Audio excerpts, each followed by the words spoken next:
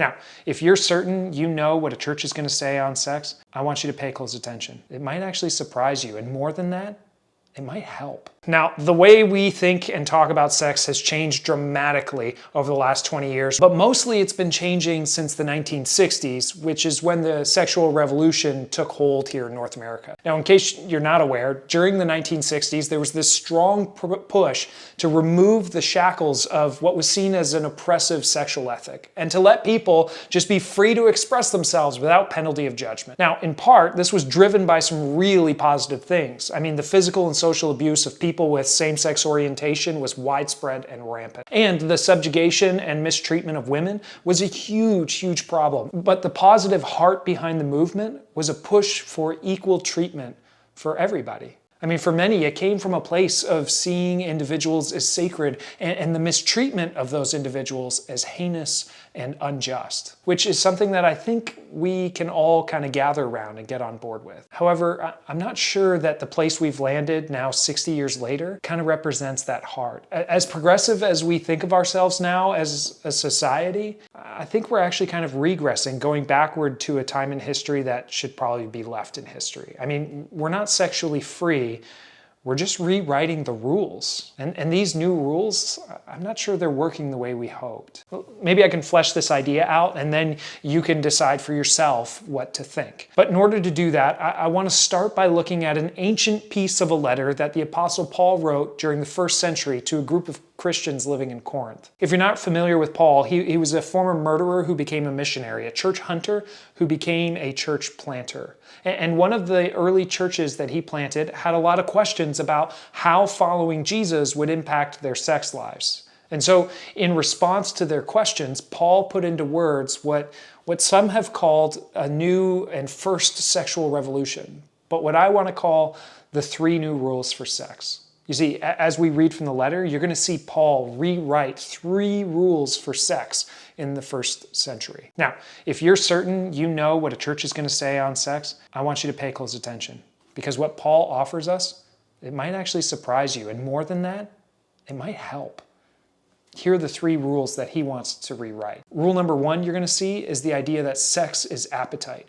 Rule number 2 is that sex is just sex. And rule number 3 is that sex is sexist and that's okay. But first, let's read the letter. I have the right to do anything, you say, but not everything is beneficial. I have the right to do anything, but I will not be mastered by anything. You say, food for the stomach and stomach for the food, and God will destroy them both. The body, however, is not meant for sexual immorality, but for the Lord, and the Lord for the body. By his power, God raised the Lord from the dead, and he will raise us also. Do you not know that your bodies are members of Christ himself? Shall I then take the members of Christ and unite them with a prostitute?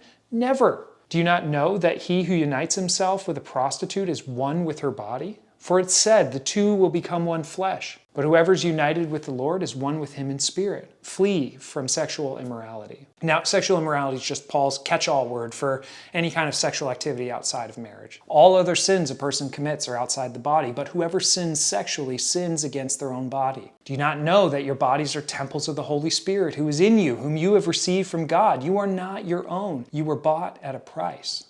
Therefore, honor God with your bodies. Now, for the matters that you wrote about, it is good for a man not to have sexual relations with a woman. But since sexual immorality is occurring, each man should have sexual relations with his own wife and each woman with her own husband. The husband should fulfill his marital duty to his wife, and likewise the wife to her husband. The wife does not have authority over her own body, but yields it to her husband. In the same way, the husband does not have authority over his own body, but yields it to his wife. Now, if you're thinking all that sounded kind of confusing and outdated, you'd be right, because it was written almost 2,000 years ago in a different language, and so it's going to take a little bit of work to unpack. So let's work through this. Paul is trying to take on 3 existing rules for sex and then rewrite them. So let's look at the first rule that he wants to take on, the idea that sex is just an appetite. You see, the belief in those days was that if you're hungry, you eat, and if you're feeling a desire for sexual pleasure, you just go find a way to satisfy it. And the truth is, there weren't that many rules for how you needed to go get that done. You can go satisfy your desire with other women, other men, young, old, it doesn't matter. The rule was that sex is an appetite. So if you're hungry, you should eat. But Paul has 2 problems with viewing sex this way. First has to do with a slavery to your appetite. True, he says, it may be socially acceptable for you to satisfy your desire however you want, but you should know that your satisfaction search might enslave you. I mean, just think about it in terms of food. When you eat, you feel satisfied, but only for a little while, especially depending on how you fed yourself. If you've raised a teenager, you know this intimately. Appetites grow. They're not static, simply needing to be satisfied. They slowly expand, demanding more and more. And sex really is no different. If I think that I'm free to satisfy my sexual desire any way, anytime I please, you might well ask me at some point, Corey, are you in control of your search? Or are you a slave to your search for pleasure? I mean, just ask somebody who's addicted to pornography. Paul's first problem with treating sex as an appetite to be satisfied is that it can become a pathway to enslavement to your impulses. That's why he says in response, I won't be mastered by anything. The second problem he has with it is that seeing sex as an appetite may not be beneficial to you or to your partner. Why? Well, it turns you into a consumer and your partner into an object to be consumed. When you see sex as an appetite, you turn people into things, which fundamentally shifts how we relate to each other as human beings. I mean, when you treat someone simply as an object that exists for your own pleasure, you devalue the person in front of you, either in real life or on the other side of the screen. Now, you might think, well, Paul, what if it's two consenting adults? Well, Paul would say, just because two people consent, it doesn't mean they're not causing harm. It doesn't mean they're not devaluing each other and maybe pushing one another deeper into their own slavery to their appetites. It may not be beneficial. The irony is that it's doing the exact opposite of what the sexual revolution was supposed to do in the 1960s. It was about valuing individuals, holding them as sacred equals, not treating people as objects to be consumed for our own pleasure. So the first new rule for sex then, according to Paul, is that people are sacred, not objects for our pleasure. We are more than animals with appetites doomed to be slaves to our impulses. Secondly, Paul counters the view that sex is just physical, that sex is just sex. Food for the stomach, you say, and stomach for food, and God will destroy them both. In other words, sex is just physical. One of the beliefs amongst the Greco-Romans was that the physical world is tainted and temporary, and it carries very little moral value. But the mind, the spirit, the soul, so to speak, that's what matters most. Which means for them, whatever you do with your body is, well, mostly irrelevant. In other words, sex is just sex. It's just meeting natural needs. Don't complicate it. Don't get emotional about it. Go take care of your needs however you see fit. But Paul says, no. Don't be naive. Sex is not just sex. Sex is the intermingling of souls. It's more than just two bodies becoming one for a few minutes or a few seconds. Now, I know we push pretty hard to believe that sex is just sex as a society, but the evidence is all over the place to the contrary. We know now that disassociating your emotions from the physical act of sex is actually psychologically problematic. We also know now that increased pornography use decreases a person's ability to be aroused when alone with their partner. We also have different judicial categories for assault and sexual assault. I mean, on the trivial side of things, consider the trash TV we watch, like Love Island or The Bachelor in Paradise. I mean, one of the most offensive things a person can do on a show like that is have sex with one person one night, then ignore them and pursue somebody else the next day. Everyone's appalled by that kind of behavior. The point is, we know that sex is never just sex. Sex is a union that is mental, emotional, and physical. Paul thinks even spiritual. This actually might be a good time to bring up why Christians are so hung up on the idea that sex is reserved for marriage. And the answer to that question is so much better than, "'cause God said so." It's because for Christians, marriage provides the context in which husband and wife have completely intermingled every area of their lives with one another. And so sex becomes a representation and celebration of that.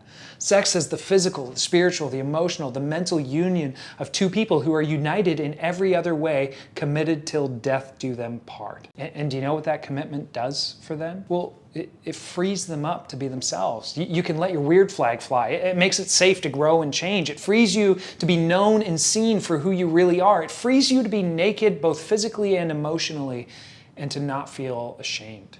Sex without commitment, though, is always in selling mode, always in performance mode. Why? Well, without the commitment to stick together no matter what, Your sexual performance becomes a marker of whether or not you're going to be a good partner, which is incredibly destructive for building a healthy relationship because it means it's dangerous to be yourself. Your partner could decide, well, you're not doing it right, you're not working for me, this isn't working out, so they could just leave, which is really too bad because, and you probably know this, it can take time to become a good sexual partner. Sometimes people think, well, you need to test drive the car before you commit to buying it. In other words, how are we going to know if we're compatible in the physical department? But there are two big problems thinking that way. First, you're resigning yourself to selling mode, forever insecure that you'll be good enough for your partner and putting your partner in the same position. And the second problem is that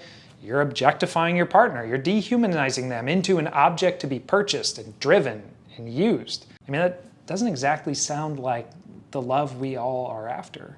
And besides, and maybe you know this, the longer you own a car, the better you get at driving it. Too far? Maybe. The point is, sex is never just sex. It's never just physical.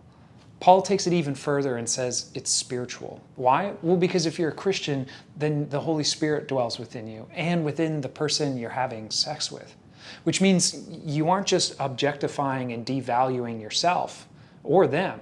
It means you're vandalizing God's temple. And even if none of you are Christians, when you believe in the inherent, unearned, pre-existing value of another human being, which most of us do, you live as though the other is sacred. And if you believe in the sanctity of every human being, how could you possibly be okay with objectifying and dehumanizing somebody for your own personal pleasure and neglecting their emotional, mental, and spiritual aspects? So the rewritten rule number 2 is that sex is never just sex.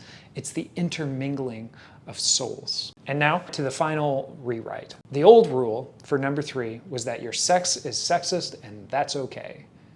Do you remember when I said at the beginning that sex was viewed as an appetite to be satisfied and that there weren't any rules for how you found that satisfaction? Well, there's one caveat that I left out, and that's that there aren't any rules, so long as you're a man. I know. You see, men were expected to be unfaithful to their wives, but women, on the other hand, they had to be faithful to their husbands. Men could skip out on their wives for a sexual walkabout whenever, however they wanted. Other women, other men, young or old, it didn't matter. But women, on the other hand, women were forced to be faithful. And the reason was because wives were kept for the purpose of bearing legitimate children, to bear kids, to carry on the family line, the name, in some cases, the royal dynasty. I mean, if wives were unfaithful, then who could know for sure where these children came from and what claim they do or don't have to the family or possibly to the throne? And so women were forced to be faithful, while their husbands were free to do as they pleased. And then Paul steps in and does something new. Look at chapter 7, verse 4. He says, the wife does not have authority over her own body, but yields it to her husband. To which all of Paul's original readers would have said, yeah, obviously we all know that. And then every modern day reader, like you and me, goes, boo, foul, down with the patriarchy. But Paul continues, in the same way, the husband does not have authority over his own body, but yields it to his wife. I mean, that was earth-shattering. In other words, no more double standard between men and women.